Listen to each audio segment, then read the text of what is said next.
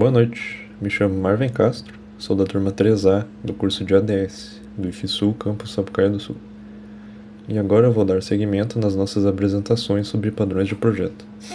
Falar agora sobre o Observer. Aqui apresento o sumário na ordem do que falaremos.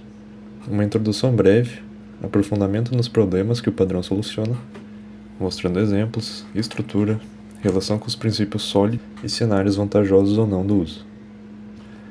O Design Pattern Observer resolve principalmente um tipo de situação-problema que é muito comum em sistemas, que é a forma de lidar com vários objetos que são automaticamente atualizados, ou seja, quando um objeto muda, outro muda também, sem criar autoacoplamento.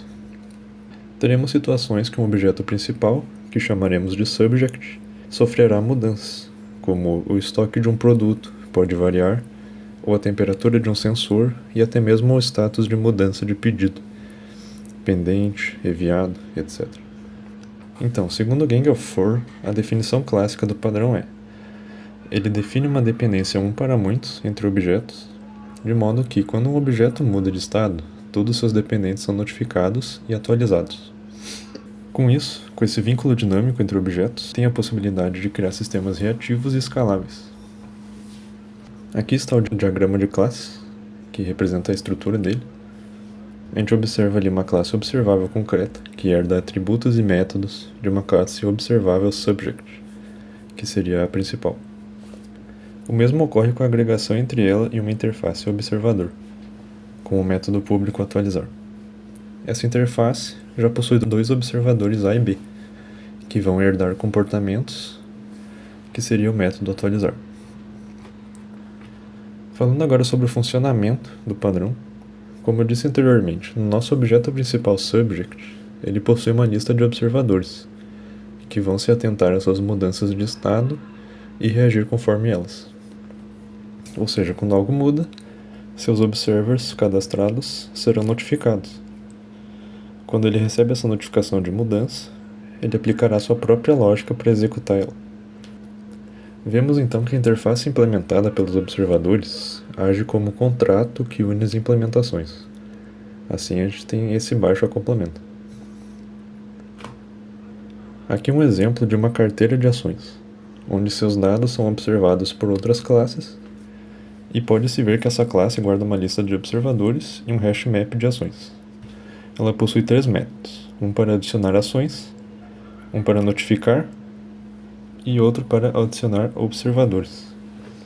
Aqui nesse outro exemplo temos um exemplo de observador, que seria uma classe que observa mudanças na quantidade e registra no log de ações quando são atualizadas.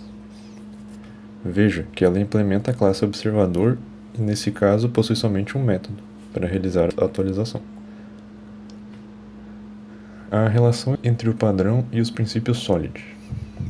O SRP ele se relaciona com essa separação de responsabilidades entre a subject e os observadores. O OCP ele vai permitir adicionar novos observadores sem alterações na classe principal. No Solid Liskov, os observers vão seguir a interface e serão intercambiáveis.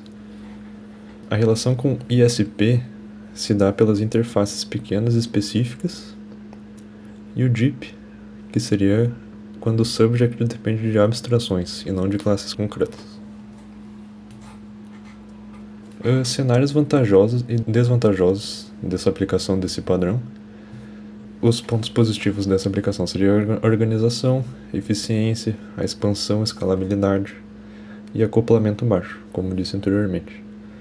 E pontos negativos seria a ordem, a indefinição desses acionamentos de notificações e a expansão de criação de classes, a dificuldade de debugar pela alta demanda e quantidade de classes.